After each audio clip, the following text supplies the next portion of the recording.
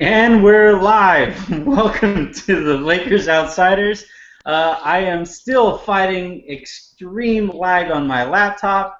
No such lag as the type of jet lag the rest of the Clippers are fighting right now, right? Are they still up, do you think, Justin? One of them just texted, apparently, according to Ramona Shelburne, just texted her that they need sleep. So, I can I'm, believe it. Paul Pierce went to bed like 4 hours ago, man. So, I don't know what's going on there now. That's Justin Russo. I guess some Clippers news happened today. I mean, I don't think it was that big a deal. A little bit. Justin, the first thing I asked Justin when we first opened up the Google Hangout window here was, have you taken a full breath yet today to take everything, and has anything sunk in yet, Justin? You know what's weird is I think it would have hit me more in terms of excitement if I had actually been believing he was coming back from the first place when the news broke today. But I never let myself get to the point where I actually believed it was possible of him coming back. And then like the further you got into the evening, you're like, yeah, this is happening. But I still didn't get like jubilation. You know what I mean? Like I think Imagine. you know what it is? I think I'm just so emotionally drained from the way that the off season has gone that I had nothing left for today in terms of like actual emotion. I mean, speaking of emotion, the emojis were rolling today, Gary. You got in on that to a certain extent, and I mean, have you recovered from all the greatness that took place on Twitter? Not really. I mean, today was like probably the most fun that I've ever had, or just observing NBA players on Twitter. Like, I remember somebody tweeted out like Chris Paul needs to tweet out the banana boat emoji, and Twitter would break, and then like 10 minutes later he did. Like it was so awesome, and like you had all these other teams joining in, like the Cavs and the Warriors or whatever. And I mean, it was a The lot of Cavs fun. one was And even Mike weird. Woodson. Even Mike Woodson was tweeting out. I think he tweeted something like he was swimming or He was something. Like, swimming.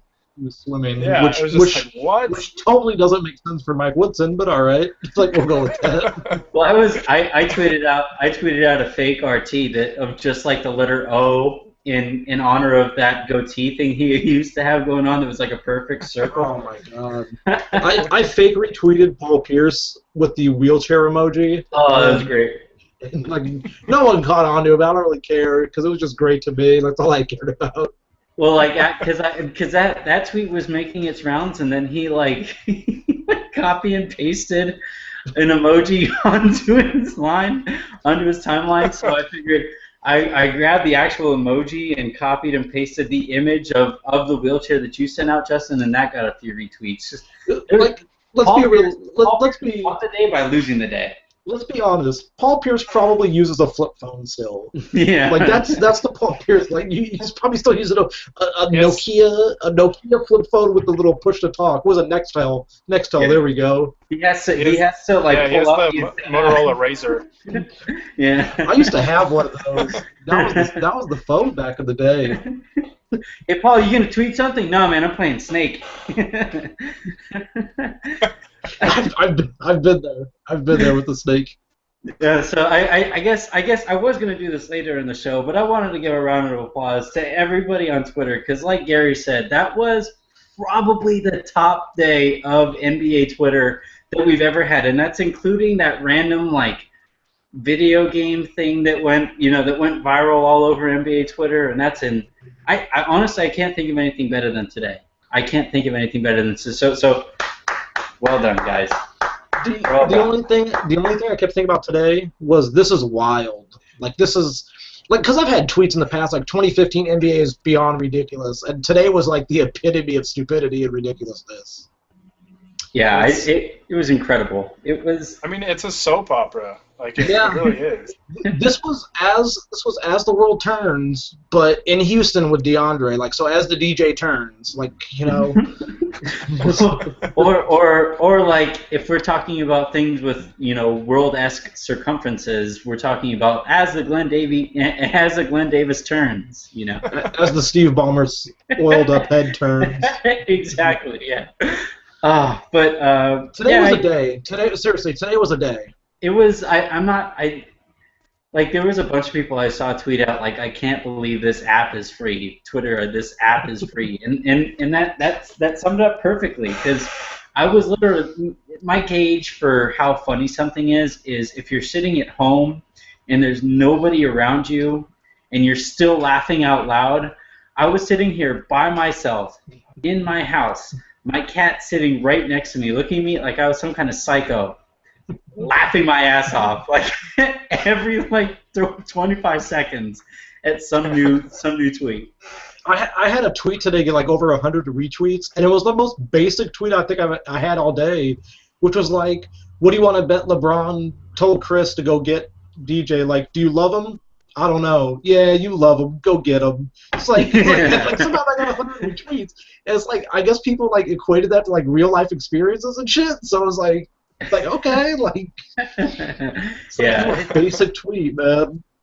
Yeah, it's. I mean, this is reason number one. I would say, right, guys, that like I think the following behind the NBA, I think is the most clever following of all the sports. Is that fair?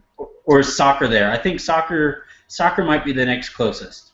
I'd say soccer is up there with the NBA in terms of cleverness. If we're going for team accounts on Twitter, NHL has them all beat. The NHL team accounts are ridiculously exceptional. It's not. I mean, the NHL is not really fair because, yeah, I mean, their players have so much more charisma outwardly than the NBA. But Gary, I mean, today we saw NBA players unfiltered, and I thought Rudy Gobert stole the day with his Paul Pierce is tweeting from his Game Boy Color. That was incredible. It was great. I mean, the thing with NBA Twitter is like, I mean, I know like certain other sports there's the same thing, but like you'll have somebody put together some kind of Photoshop like within like a minute of something happening. The Lance Stevenson thing is always going to be there. I mean, Michael Jordan face. It's just crazy. Yeah. It's so much fun. It's entertaining. Jordan face is never going away, and I don't even find that meme funny. I just find it funny that people can come up with so many creative ways to use it. Right. Like, yeah. I saw before DeAndre Jordan signed that they had they replaced Chris Paul's face on that banana boat with Michael Jordan, and I just died.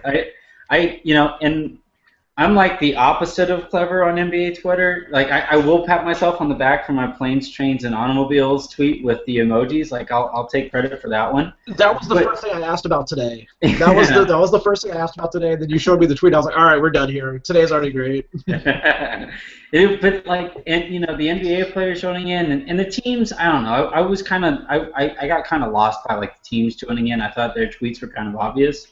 The Cavaliers one was weird. Yeah, when the Warriors tweeted out their one, trophy or whatever, I wish the Lakers would have just said that's cute, that's cute. Way to go, guys. But I never saw anything that creative on that, to that extent. But NBA players joining in and all that was a lot of fun. I guess we should talk about the actual news at some point. It's so 2015 that we're not even talking about the news that happened. We're talking about the way the news broke and the way people acted. We're talking about emojis. Yeah. But as everybody knows at this point, DeAndre Jordan went back to the Clippers, which I think is I think better for the NBA. I want to have a crosstown rivalry, and as the Lakers are this up-and-coming team, it is fun that the Clippers are going to be legitimately interesting, at least for the next 4 or 5 years, as that core is kept intact. Without DeAndre, we'll start there and kind of build our way up. I was making the point that I think the Lakers were all of a sudden more interesting, or the better situation over the next 5 years than the Clippers. Would that have been fair, Justin? I don't know, because the Clippers still had 2 of the top 10 players in basketball. So that's always, and plus they would have had a monumental amount of room with cap space next year to theoretically, and I use the Air Bunny quotes, to make a run at Kevin Durant if they really wanted to. But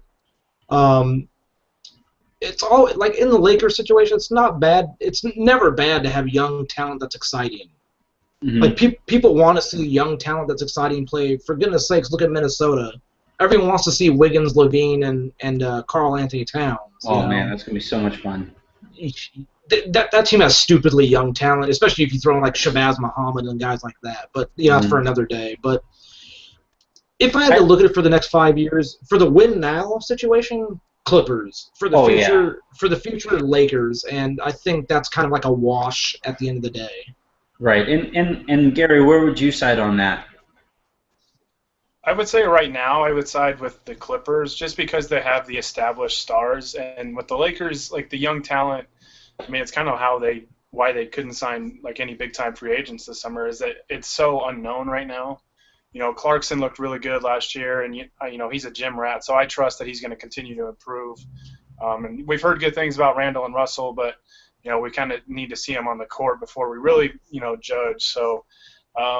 Just in terms of like the Lakers' future, I mean, it's like we're excited, we're optimistic for a good reason because we have these prospects that look like they're going to be really good, but it's still, to me at least, just a little too early because we haven't really seen them that much besides Jordan Clarkson and like Tarek Black and those guys. But yeah, I mean the Lakers, still think they have a bright future as long as injuries don't plague Randall or Russell, or they don't pan out or whatever. As long as everything goes as planned, like they're going to be fine. And one of them's got to be a star. One of them's got to be a star. Yeah. I would say that excitement is tangible and it is valuable. Like I'm a Dodgers fan. Like I root for the Dodgers, and right now the Dodgers have a pitcher, that Zach Lee kid, who every single year it's like, might he come up this year? Like this year was supposed to he was supposed to freaking come up this year. And I had a conversation with a coworker of mine that basically, I said that at this point I think the Dodgers are using him as solely trade bait. That they don't want to bring him up for the idea of teams. Right now he's more valuable as a prospect than he might be as a player. And that's how baseball is. Right. Like in baseball, if you don't know what a guy is, somehow he's more valuable than what you do know. Exactly. So I think that's right. Like that's where the Lakers are as a position right now, or the position that they're in right now. We haven't seen these guys play, and they're more exciting as prospects than they might be as players. But that all can change if we get there this weekend. Where Gary and I and Harrison will be there watching firsthand. Shout outs to the Sin City. But when we do see them on the court, it's going to be pretty tough to live up to the hype that they're being propped up to have right now. I would say. Yeah, but the Lakers need them to, like, because if they can play well, like if Russell is like a Rookie of the Year candidate, like in the discussion, and Randall looks as good as everybody's saying he is, like he has looked since he's recovered, and Clarkson just continues to make strides, then like you can use that in free agency next year as your selling point. I just don't think the Lakers could really use it this summer because two of those three guys is so unknown, and Jordan Clarkson by himself after one or basically half a season isn't enough to recruit guys like LaMarcus Aldridge and DeAndre Jordan. So if the young guys play really well this year, then I think that you'll see the Lakers. I think you would I'd imagine they'd get at least a really good free agent. Maybe not a superstar, but like a really good one. Well, the free agent. That's kind of. Go ahead. I was just going to say, like, as far as their expectations for like this season coming up, I've had people ask me like, oh, what do you think they'll do?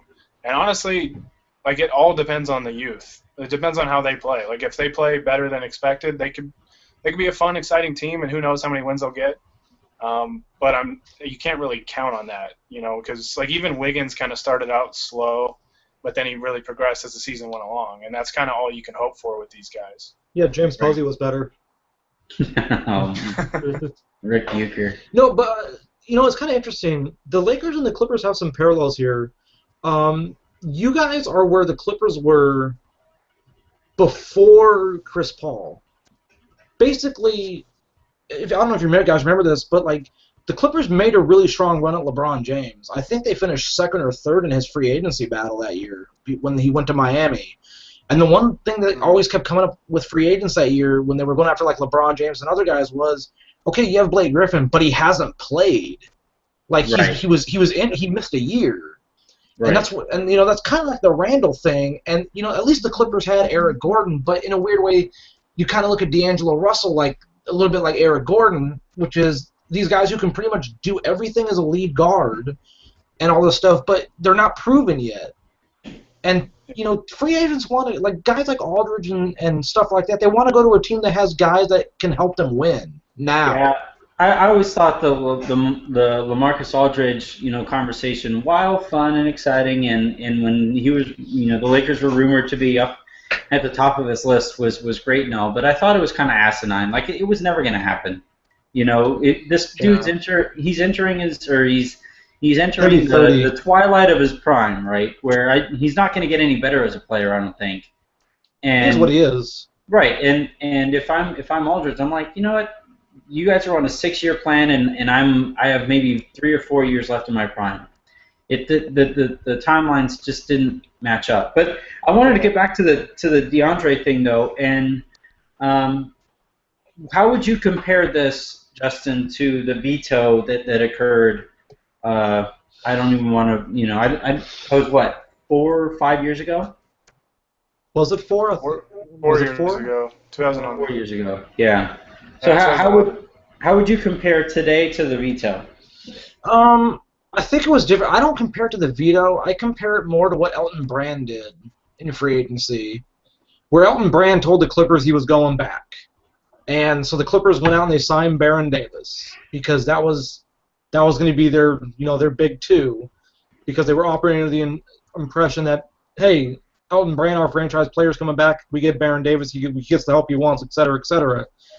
Elton Brand then at the 11th hour changed his mind, signs with Philadelphia, rest is history, et cetera, et cetera. So I look at it more like that, just in reverse, more than I look at it like the veto. Because I think the veto has to stand by itself. I don't think it can be compared to anything. Right. I would say that's a fair statement in the sense that with the veto, it was more of a constructive accident, right? Like criticism on what the pieces were. Right. So, I thought the veto, I think, will always kind of stand alone in how crazy that came about. I don't think we'll ever match what happened that night in terms of the wow factor, even though, like today, Gary, and you can correct me if I'm wrong, today was made a lot better, I think, by the emojis. The story itself was crazy, and like the barricade that may or may not have happened, by the Clippers using Glenn Davis's huge rump and shoving him in the doorway and saying Mark Cuban can't come in. But what's the password? The actual story wasn't as shocking as the Chris Paul, is a Laker, is not a Laker, is now playing in the other locker room. Yeah, the thing with that was like this situation. It affects two teams, but the main player obviously is DeAndre Jordan. Like the Chris Paul deal, it affected a lot of players because Lamar Odom didn't want to play for the Lakers anymore. Pau Gasol, went from being traded to all of a sudden, he's back with the Lakers and all this stuff. And it set the whole league for a loop, and it was coming off of a lockout too. So and you had a bunch of teams, a bunch of owners involved because the Hornets were, they were league owned then. So it was quite a bit different. That was still like the biggest roller coaster ride of an NBA day I've experienced in terms of news because I remember the trade happening. I was in the best mood possible. And then I think I went and I played basketball with some friends, and I literally, when we got done, he wasn't a Laker anymore, and I was just like I had no idea what was going on. And the word I was today, I got the sense today though, like early on, that DeAndre was going to go back to the Clippers. Yeah, those were the reports that a lot of the people out here were sending out. The word I was searching for earlier was corporate. That was the man telling Lakers fans you can't have Chris Paul. This is, I'm a player who grew up in terms of NBA years in a city. I have a really close friend in Blake Griffin. I think I might have made a mistake. I want to stay in Los Angeles. That's a personal decision. The veto was corporate, right? Is that a decent way to put it, Justin? Yeah, I think, yeah, DeAndre, that whole situation, I just think he needed to take more time. I don't think he was ready. I think that was the problem. Is he I don't know if his agent pressured him. I'm not going to speculate on whether or not Dan Fagan pressured him. I think he made the decision before he was ready to make the decision. I think because he doesn't like the. Go ahead, Gary. Oh, well, I was just going to say, I tweeted that, I think on July 2nd, because you had all these guys on July 1st agree to deals where they're switching teams. And to me, it's like, how can you make that decision so quick where you're going to, just take everything and you're going to move to a new city, to a new situation? And how do you make that decision in a day? Either these teams are meeting before the moratorium period or, I don't know, they're just jumping at the opportunity of money. DeMar Carroll was, right off the bat. He had agreed to a deal. That was stupidly quick. I mean, case in point, Gary, you've been stuck in Boise for how long now? I mean, geez. You get a new deal, man. No, that was a good point, and I mean, I can't imagine Chris Paul is so unbearable that DeAndre Jordan said, "You don't give me high fives, I'm gonna leave one of my best friends in the world." Because Justin, correct me if I'm wrong, but DeAndre Jordan and Blake Griffin are extremely close. They're not even extremely close. They're basically brothers. Right. DeAndre, okay, this is why it's funny when people bring up DeAndre went to dinner with Chandler Parsons 5 straight nights. Yeah, but he spent 10 straight days with Blake Griffin on vacation. Right. They literally go everywhere together. They talk every day. They hang out nearly every day.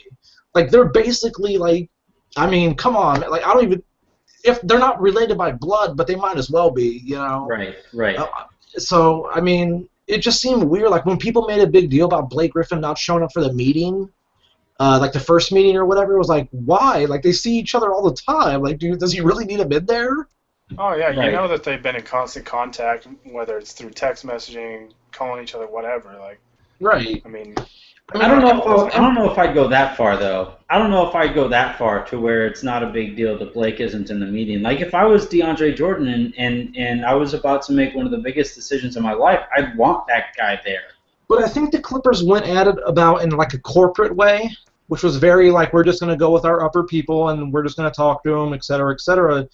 And whereas, as I've learned about DeAndre recently over the years, he's not a guy who responds well to corporate stuff. He's more of a rah-rah guy. You got to get behind him. And I think, you got to reassure him, which is why when the weird stuff started coming out, he was pissed that Chris Paul didn't high-five him. There was a falling out because of that. He was worried that Blake Griffin was somehow not going to be there in 2 years. It was where the hell is this coming from? And the longer we got into it, especially today, you started realizing, and I hate bringing him up, but it might just be Dan Fagan just feeding the information through, oh, he doesn't like Chris Paul. Michael Eaves tweeted out, Dan Fagan gave the Clippers an ultimatum. If you want DeAndre back, you got to trade Chris Paul. No, dude. No. Well, this is the Dwight Howard. Right. I was just gonna bring up the Dwight Howard situation where, I mean, I was gonna say it's a little bit like when Kobe in 2004 was a free agent. And, the whole Shaq thing, so Jerry West got rid of Shaq, but it's dude, you're not Kobe. You're not a top 5 guy in the league. You're no one's dumping somebody for you. Well, but I would, it's the differing factor here I guess not differing, but the common denominator here being Dan Fagan between DeAndre Jordan here and Dwight Howard a couple of years ago. And DeMarcus Cousins with all that stuff going with Sacramento. Yeah, Dan Fagan might just be really good at whispering in his player's ear, hey, this is why change might be good here. And if I was a player and I was looking for an agent, this can't play off well for Dan Fagan, man. Yeah, I said it tonight on my podcast, I think he's going to go the way of Rob Pelinka. When Rob Pelinka did this stuff with Carlos Boozer and Cleveland and then eventually went to Utah, Pelinka I think he didn't even make it through the next year. I think he was gone. He's just I'm out of here. Yeah. You know, I mean, this is not a good look. Like, especially now when he's basically essentially 0 for 2, moving guys to places he wants them to go. Yeah. You know, I mean. Yeah, I mean, the agent market is already skeezy, but this is bordering on ridiculousness now, right? So, Yeah, you know, there's going to have to be things, I guess, put in place where agents might not be able to have that much of a say anymore. now, Which I'm not blaming him. I'm not blaming Dan Fagan, but we don't know what went on behind the scenes. right. I just think you're seeing all these clients of his that continue to be unhappy, and again, you just look for the similarities between the situations, and it might be this guy who's just really good at whispering in his clients' ears to say, you might have more, or because he obviously does get more leverage by whispering in their ear and making the team that he's currently playing with really think about going elsewhere. You know, that makes the current team fork up extra dough, and he might just be too good at that, right, Gary? Well, it's just weird in this scenario because everybody, pictured DeAndre as a max guy this summer. So, and by leaving, he'd be leaving money on the table. So it's kind of weird. And he actually didn't even sign a full max with the Clippers. Like, right, that's what I just noticed. Yeah, he signed a 4-year with a 3rd year out. So this is he didn't do it for money. Yeah, maybe Fagan actually sucks at his job because he did get the full max. But no, like, it's just weird when it's because like DeAndre it was assumed he was going to get a max deal wherever he went, and he ended up not getting one. But I think that was probably his choice because I'm sure the Clippers were ready to just give him everything he wanted. So yeah, that I don't know. It's just turns into really nice for you guys, Justin. Yeah, I actually said that tonight as well. Was like the Clippers might be the bigger winners besides just getting DeAndre Jordan back. But like in 2 years, Chris Paul and Blake Griffin are going to opt out. In 3 years, DeAndre Jordan's going to opt out. So it's like that's extra money though. Like DeAndre opting out, you still have his bird rights. You know, like you're going to be able to go over the cap at whatever ridiculous rate the cap is that time. Yeah. 130 million. It might get to like 120 for something stupid. We might be in the NFL within 3 years. Well, the cap right now already jumped up to 70 million this year. Yeah, it was supposed to be 67, and it's jumped up to 70.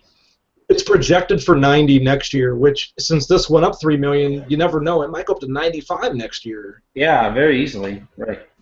All right, so I guess the last tidbit that I wanted to hit on here and kind of bring this full circle to talk about the Lakers again. Sorry, Justin. No, it's fine. I don't mind talking about the Lakers. I don't hate the Lakers.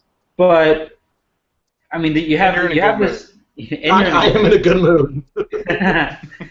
but you have actually, you know what? Yeah, no, we'll go with this.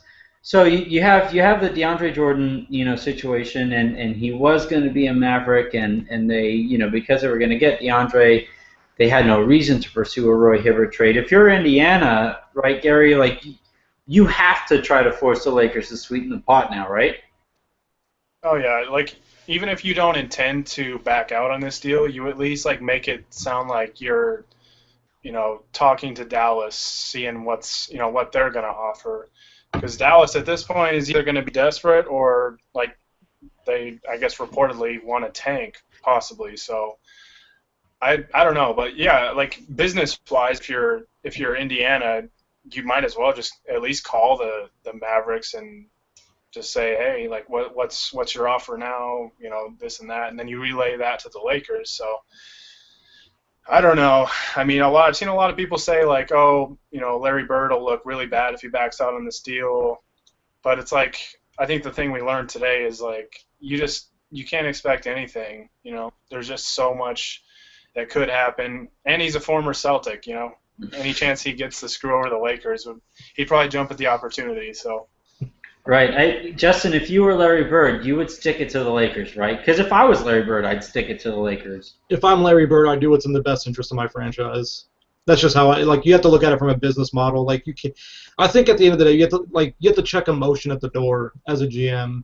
Well, it's not necessarily like when I say stick it to the Lakers, I don't mean necessarily backing out of the deal completely, but in a sense, or in the grand scheme of things, by forcing more assets or any assets out of the Lakers here is sticking it to them, right? Just by definition. Yeah. And you can do that now with a desperate Dallas team. Yeah, I don't know like what more the Lakers can like. What are the Lakers gonna give them? Like another second round pick? Like like. Well, I don't think they were going to give them really anything in the first place. The Lakers were almost treating it as like, hey, you guys give us, Roy Hibbert, we're taking $15 million off of your hands. You guys can take, Nick Young and stretch him if you want. But they were hoping to treat it as some sort of salary dump going the opposite way too. But they can't do that now. Like that has now gone out the window if like as soon as Indiana brings Dallas into the fold. Yeah, Dallas is a major question mark right now because I've heard reports Wesley Matthews might not even be ready to play until December, and that's not good. Obviously, I mean, and you don't know what you're going to get with Wesley Matthews. That's what I expected. Yeah, that's what I expected as well, but you don't know what you're going to get out of him when he returns. You don't know what that team's going to look like. I mean, if I'm Dallas personally, I try to just rebuild. Like, there's, like, the worst case scenario for Dallas is they finish, like, I don't even know, like, 12th in the West, right? But they don't even get a top 7 pick, so they lose their pick to Boston. Yeah. Well, when you think about it, when you think about it, like, what does Hibbert do for them? Like, honestly. He doesn't make them a contender. Like, DeAndre Jordan makes a huge difference because, I mean, like, he's awesome. But, like, Hibbert, offensively doesn't finish well around the rim, which DeAndre finishes. Like, he'll throw you through the hoop with the ball.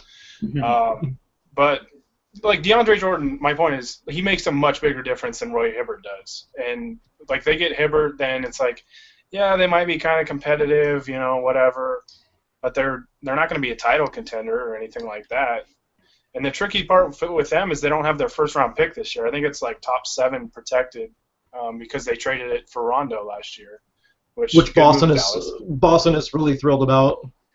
Yeah, so they're in just a really, really weird spot. They're I mean, honestly, kind of like in the positions the Lakers were in last year, where it was like, you're not going to be a title contender. You're probably not going to even hit the, make the playoffs. Like, so you might as well just be bad enough to keep your protected pick.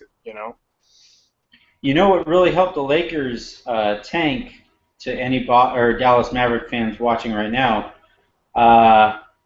You guys could always sign Jordan Hill. Like, he's a great tanking player. Like, have at him. I'm sorry the Clippers can't give them Wesley Johnson. Yeah. Oh. Yeah.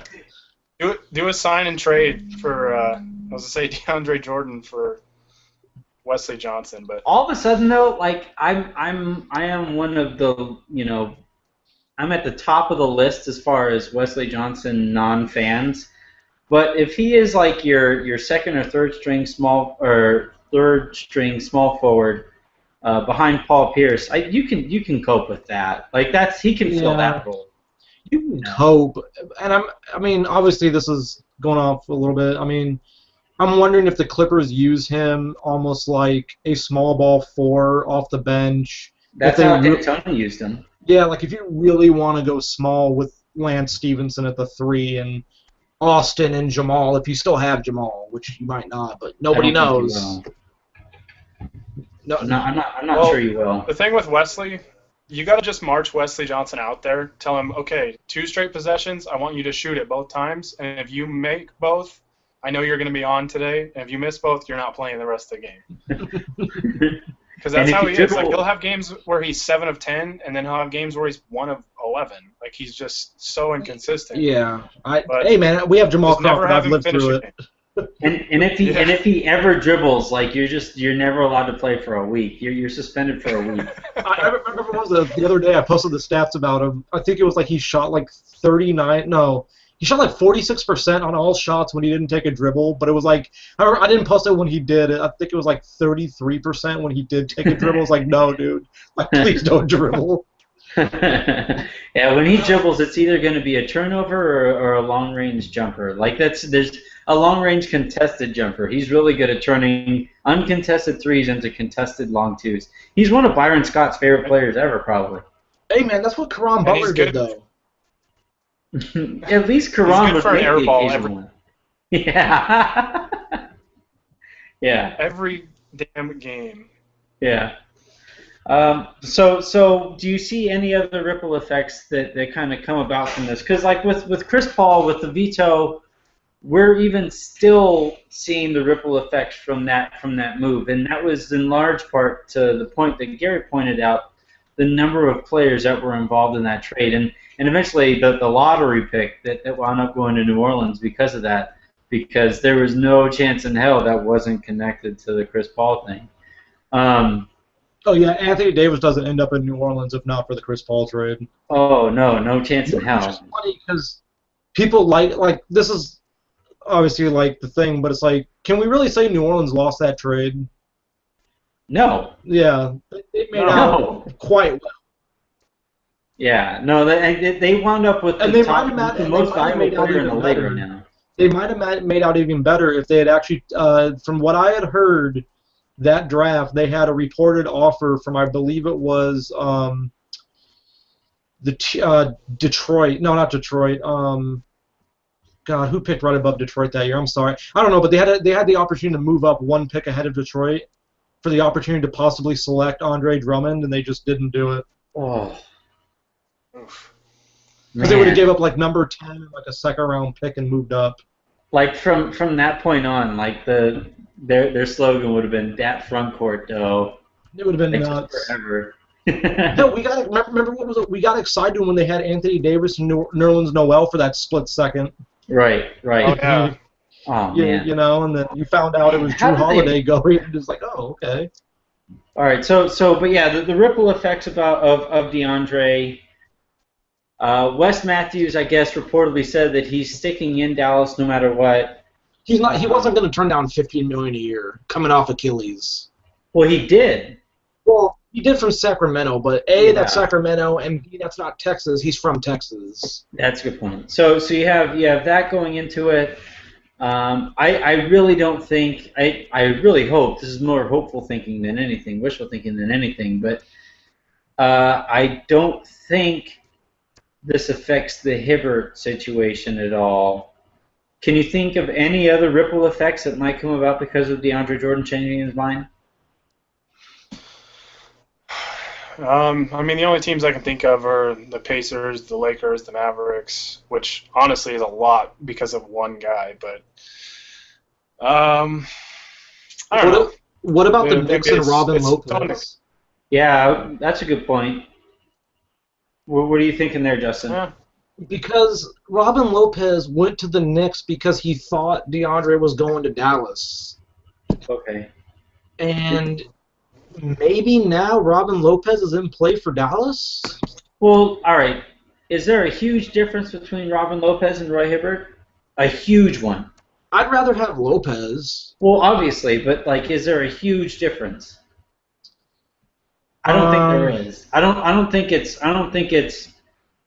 You know, if Robin Lopez, if the conversation is going is Robin Lopez is a 10, which he isn't, obviously, but if Robin Lopez is a 10 out of 10, I'd say Hibbert's like an 8.5. Like he's not. I don't think there's any discernible difference between the two.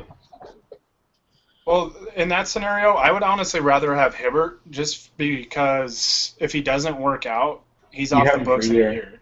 Yeah. Yeah, and if Lopez, say it's just not a good fit, which, I mean, I think Lopez could fit just about anywhere the way he plays, but he's on the books for a couple of years depending on the deal that you sign, so I don't know. It just depends on what you're looking for.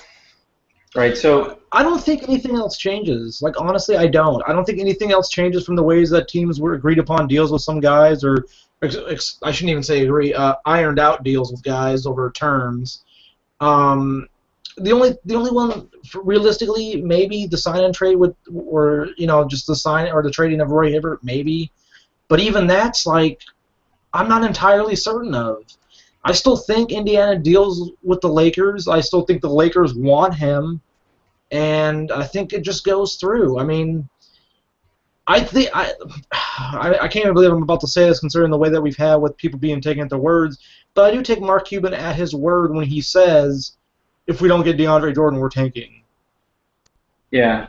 Well, it's just funny. Like, if you're Adam Silver and you have an owner who now outwardly is admitting to tanking, like that, is there anything else that would take you to change the format of your system that allows teams to go into this kind of situation? I don't know if you can change it. Seriously, I, I I don't I mean, don't I don't know if he like I'm not saying that because right now Adam Silver is saying that there is nothing worth changing. But if you have an owner who now is admitting to changing, it's something that you should be able to at least address that in the tax situation. The tax situation needs to be fixed too.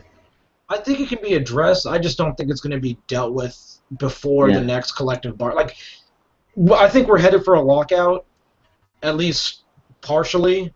So when that collective bargaining agreement comes up, there's going to be a lot of stuff on the table, which the Players Association, headed by Michelle Roberts and Chris Paul and LeBron James, that's gonna be a wild time to be in those meetings. Yeah, it's gonna be fun. Gary, so Could you imagine Mark Cuban and Chris Paul sitting across from each other in a collective bargaining agreement meeting 2 years from now? Mark Cuban would try to jump over that table and strangle him. well, I think Chris Paul's like the same height and size as Mark Cuban, so I still like Chris Paul's chances. Yeah, but Mark Cuban's the president of the United States in Sharknado 3. You don't know what the hell you're going to get out of him in performance. So Gary, if you're the Lakers, all right, so shameless plug for our own site. I wrote just really briefly a few hundred words on, what this means now with Hibbert and what Hibbert represents and all that good stuff. Go ahead and give that a read if you guys want.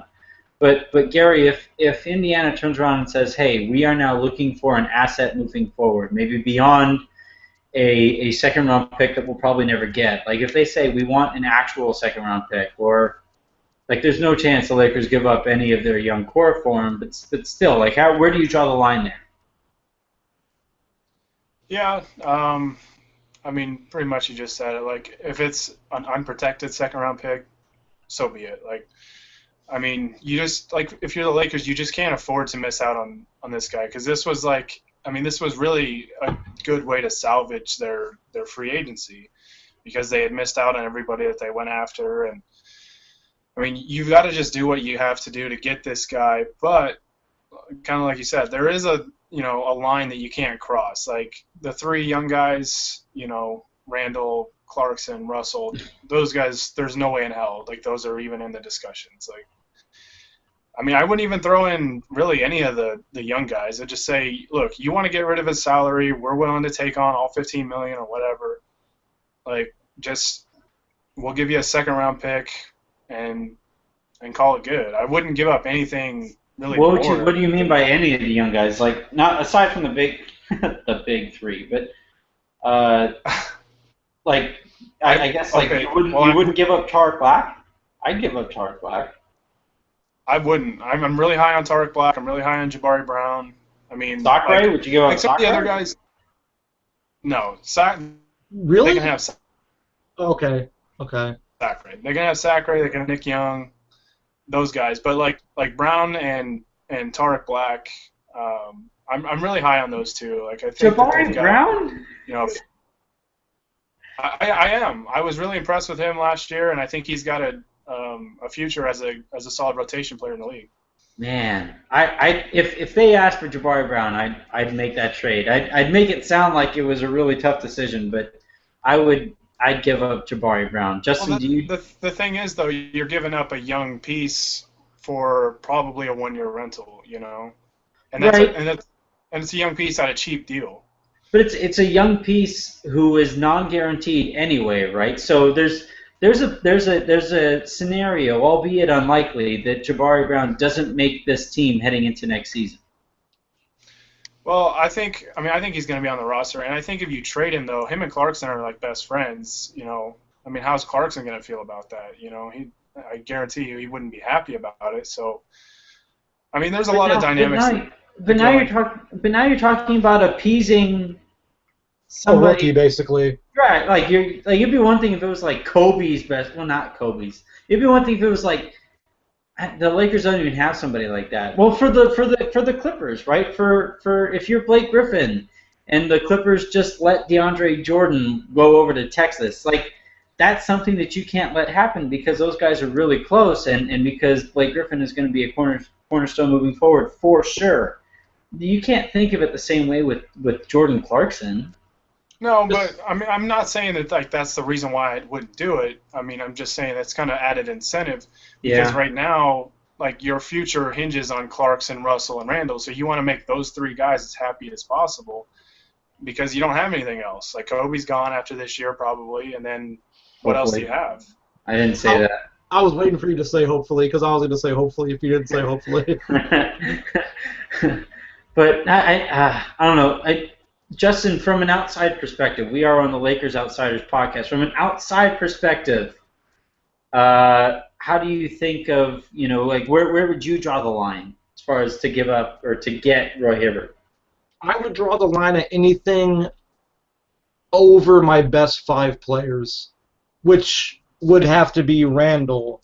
They wouldn't take Kobe, so you can't really throw him in there. So it's basically going Randall, Clarkson, Russell, the 2 other rookies you just drafted. Everybody else after that would be essentially fair game.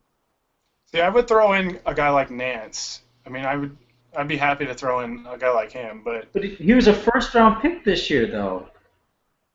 And that's fine though, because I mean, you haven't seen him play. You've seen Jabari Brown play, and he was impressive. But I would rather give up Jabari Brown than Larry Nance simply because you have seen him play. Because Indiana could play the tangible asset card of like, oh, at least we've seen this guy be somewhat productive, or helpful, or what? Like you've seen him on a court. Like, plus that's another year you don't have to pay a guy. And I might be missing out on something here on Jabari Brown, but I wasn't that impressed, man. Like the game that he put up, almost 30 points. Who else was on the court with him aside from a whole bunch of D-leaguers? Well, I mean, I'm not even talking really about that game specifically. I just watch him, watch like the little things, like his vision when he drives, when he drives and stuff. Like he doesn't really get into bad situations. He doesn't jump into like a triple team, like just a forest of trees at the rim. Like he takes good shots and he stays within the system, well, whatever system Byron runs. But like that was the thing I was most impressed was that he was this D-League call-up, and usually those guys are trying to impress, so they get a spot on the team, they get a contract for the rest of the year, and he didn't really try and do that. He just kind of played within the flow of the game, and he still played really well. Yeah, I just think what's more important to me right now, a combo guard who played well last year or the center who salvages this offseason. To me, I just think Hibbert is more valuable because he's somebody who'll get more minutes and could potentially be brought. Like people are talking about Hibbert as if he's not going to be brought back no matter what next year. If he plays well, why wouldn't he be brought back? He fits perfectly with Julius Randle.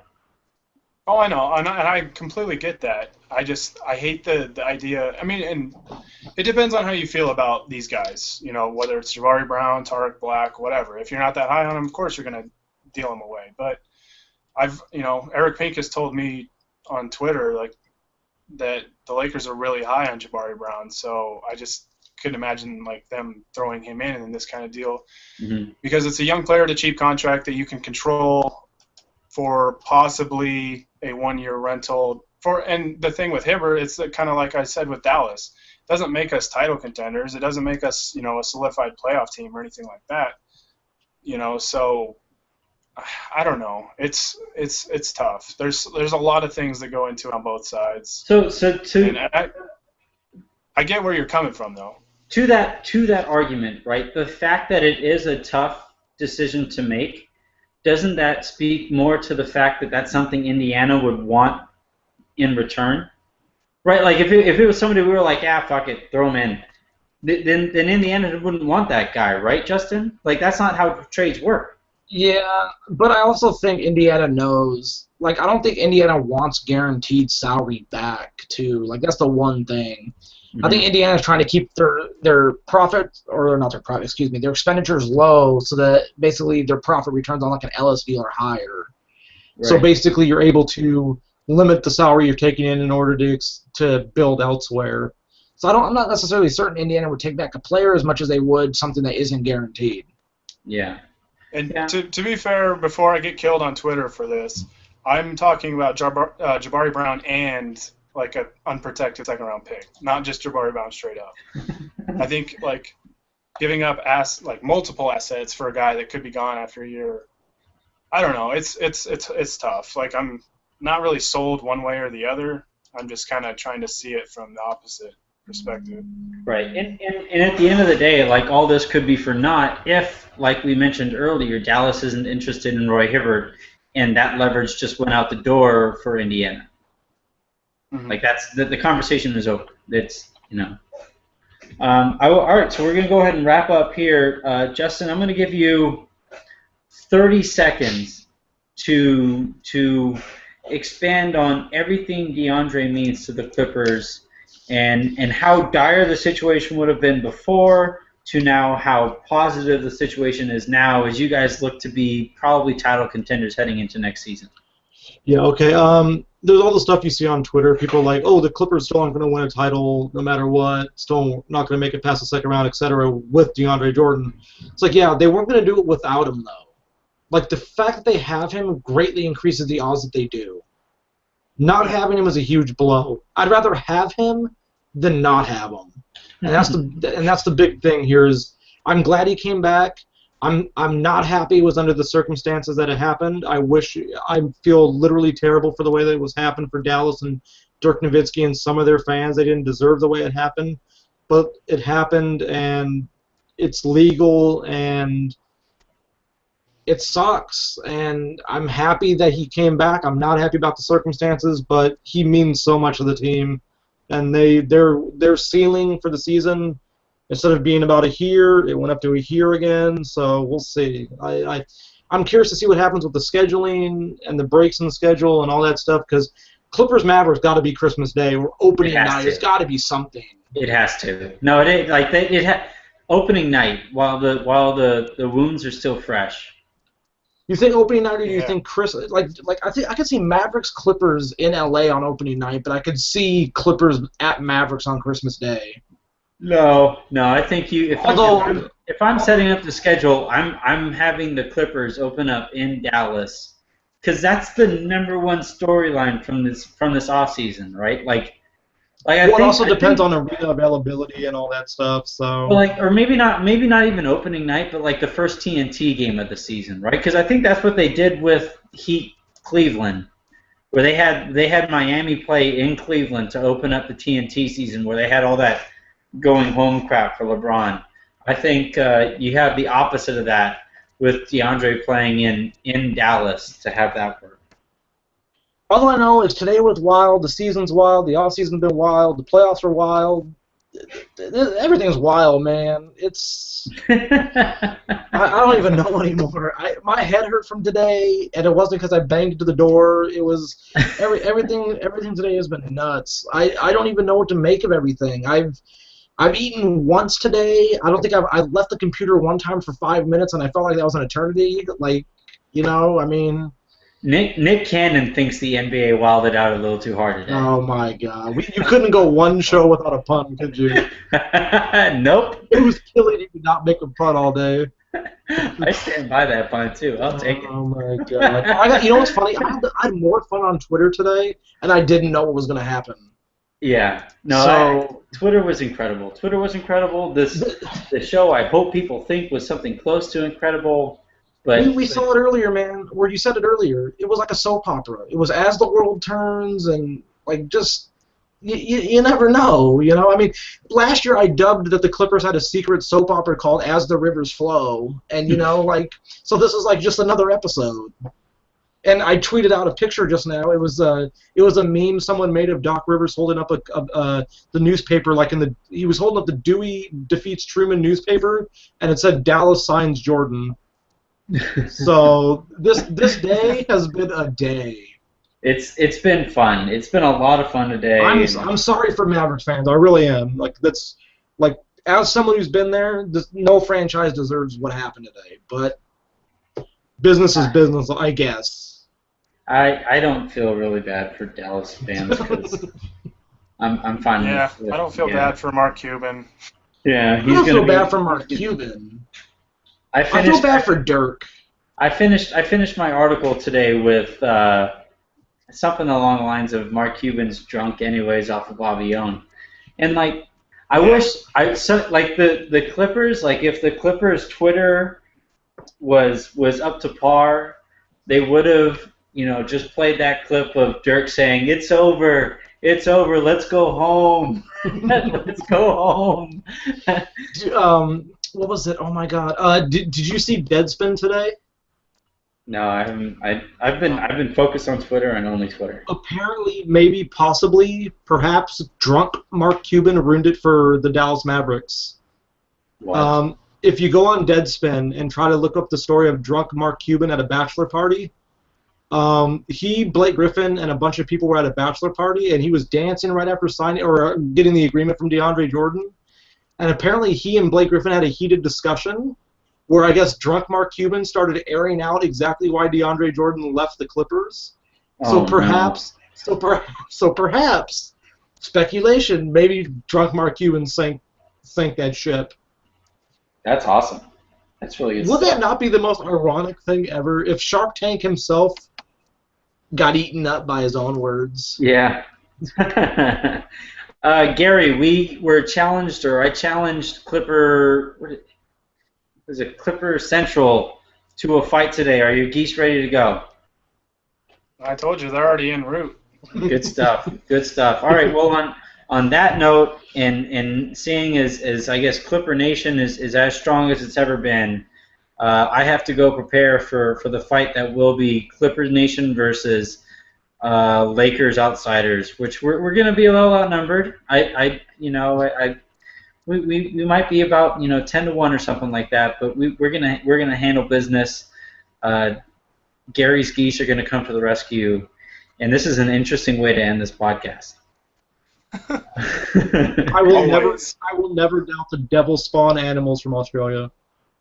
Yeah, that's a good point. We're getting even more of an underdog. If this was a betting line in Vegas, you'd be like plus 750 on the betting line as an underdog. Oh, if not, we're probably in double or quadruple digits. Yeah, quadruple digits. Justin, thanks for joining us on Late Notice tonight. Gary, thank you for joining us, and I already forgive your Jabari Brown take. You guys go ahead and enjoy saving Gotham, and thanks everybody for tuning in tonight. Thank you. Go. Should be on.